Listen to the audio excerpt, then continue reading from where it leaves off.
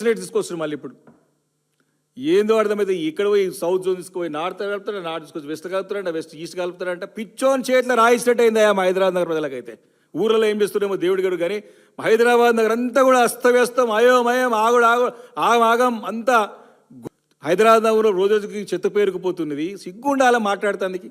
ఒక ఎన్నికల ప్రచారంలో చెత్త నగరం అని చెప్తాడు. చెత్త ముఖ్యమంత్రి కాకపోతే చెత్త నగరం కనపడుతుంది కదా. నువ్వు మంచి ముఖ్యమంత్రి, నీ మంచి ఆలోచనలు ఉంటే, మంచి చేయాలని ఆలోచన ఉంటే హైదరాబాద్ నగరం నెక్స్ట్ లెవెల్ తీసుకుపోవచ్చు. మీరు చక్కగా హైదరాబాద్ నగరాన్ని రూపుదిస్తే ఈరోజు హైదరాబాద్ అడ్డమైన తీసుకొచ్చి నీ అనుకూలమైనకేమో నోటీస్ ఇస్తావు, లేని వాళ్ళకి కూలగొడతావు. చిన్నదేదో ఏదో కోట్ల కేసు నుండి ప్రొటెక్ట్ కాకపోతే తీసుకొచ్చి ఫెన్సింగ్ వేసి దీన్ని కాపాడమని చెప్పి వాళ్ళు ప్రచారం చేసుకున్నబట్టే. అరే ఇది ఎక్కడ పరిచయం? ఇంతకుముందు ఎవడు ఆఫీసర్ లేనట్టు, ఇంతకుముందు సిటీ ప్లానర్ లేనట్టు, టౌన్ ప్లానింగ్ సెక్షన్ లేనట్టు, ఈయనని హైదరాబాద్ వచ్చి పనిచేస్తున్నట్టు, ఈ యొక్క స్వతంత్రం వచ్చిన 75 సంవత్సరాలలో ఎవడు పని చేయలేనట్టు, ఏదో మా దగ్గర వచ్చి 2 ఎకరాలకి 3 ఎకరాలకి ఫెన్సింగ్ వేసి 1000 కోట్ల రూపాయలు, ఏది 307 సరే నెంబర్లో మా ఒక ఇష్యూ నడుస్తుంది అక్కడ గాజు రామారంలో. దానికి ఫెన్సింగ్ వేసి 5 ఎకరాల గుడిసెలు కొని తీసి ఫెన్సింగ్ వేసి 30,000 కోట్లు 8,000 కోట్లు అని చెప్పేసి ప్రకటించారు. అరే సిగ్గుచేటు దిగజారుడు తన మీ మారే ప్రశ్నించడం ఏదే ఏం మాట్లాడతారు మీరు అని చెప్పేసి. అంటే పెద్ద పెద్దోళ్ళ భూములే ముచ్చి పెడతారు, ఇక్కడ ఎవరైతే పేదల దగ్గర ఉందో ఏదో కబ్జాలు ఉందో కోర్టు కేసును తీసుకొచ్చి ఫెన్సింగ్ వేసి మేము జాగ్రత్తగా కాపాడినామని చెప్పేసి ప్రొటెక్షన్ చేస్తూ ఉన్నారు. ఇది ఈరోజు రాష్ట్రంలో పరిపాలన. ఇంకా దిగజారి ఈ రాష్ట్రంలో ఎట్లా అనిపిస్తుంది అంటే, ఈ యొక్క మంచి హైదరాబాద్ నగరంలో చక్కటి లా అండ్ ఆర్డర్ నడుస్తూ ఉంటే ట్రై పోలీస్ కమిషనరేట్ తీసుకొస్తారు మళ్ళీ ఇప్పుడు.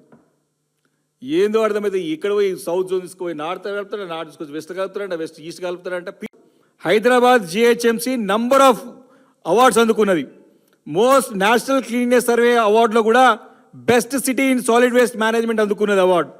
అదేవిధంగా Deen Dayal Antyodaya Yojana national urban livelihoods mission award కింద స్వచ్ఛ ఎక్సలెన్స్ అవార్డు అందుకుంది.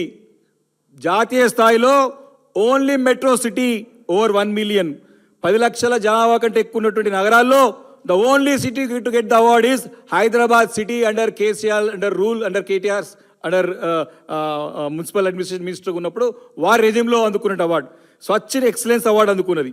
అలా గార్బేజ్ ఫ్రీ సిటీ రేటింగ్స్లో కూడా మరి 2020, 21, 22, 23లో మంచి అవార్డులు అందుకున్నది. ఇలా ఎన్నో అవార్డులు జాతీయంగా అంతర్జాతీయంగా లిస్ట్ ఉన్నది. కావాలంటే అసెంబ్లీలో చర్చ పెట్టండి. ఖచ్చితంగా అన్ని అవార్డ్స్ ఎన్ని వచ్చింది, ఎంత క్లీన్ సిటీగా మా హైదరాబాద్ నగరం ఉన్నది మా హాయంలో చెప్పడానికి రెడీ ఉన్నాం. నువ్వేమో అసలు సోయి తప్పి హైదరాబాద్ నగరంలో చెత్త నిర్వహణలో చేయలేకపోతున్నాము, ఘోరంగా చేసి పడేస్తున్న హైదరాబాద్ నగర పరిస్థితి అంతా కూడా ఈ సందర్భంగా మనవి చేస్తా ఉన్నాం. కాబట్టి మేము ఒకటే, ఈ బ్యాక్డోర్ గవర్నెన్స్ ఎందుకు నీకు? ఎందుకు ఈ దొంగదారిన దొడ్డిదారిన చేస్తావు? అసెంబ్లీలో ఎందుకు చర్చ పెట్టవు? ఎందుకు అభిప్రాయాలు తీసుకోవు? అన్ని పార్టీలు ఎందుకు పిలువవు? అరే మీ పార్టీ ఎమ్మెల్యేనే, మీ పార్టీ ఎంపీలను అడుగు, మీ పార్టీ కార్పొరేటర్లను అడుగా, మమ్మల్ని అడుగుకున్నా చెప్తారు నీకు. నిర్ణయం తీసుకొని రుద్దడం కాదు. హైదరాబాద్ నగర ప్రజలకి శిక్షిస్తున్నాడు ఈయన. ఘోరంగా మరి ఇబ్బందులు ఎదుర్కోబోతా ఉన్నాం. నగర ప్రజలందరూ కూడా దీన్ని తీవ్రంగా నువ్వు తీసుకునే ప్రతి నిర్ణయాన్ని వ్యతిరేకిస్తూ ఉన్నారు. ఎందుకయా ఈ హడావడి అంటే, మరి రేపు పొద్దున 1 నుంచి సెన్సస్ స్టార్ట్ అవుతుంది కదా, దానికి దీనికి ఏం సంబంధం ఉంటే ఇదే బాడీ కంటిన్యూ అవుతుంది.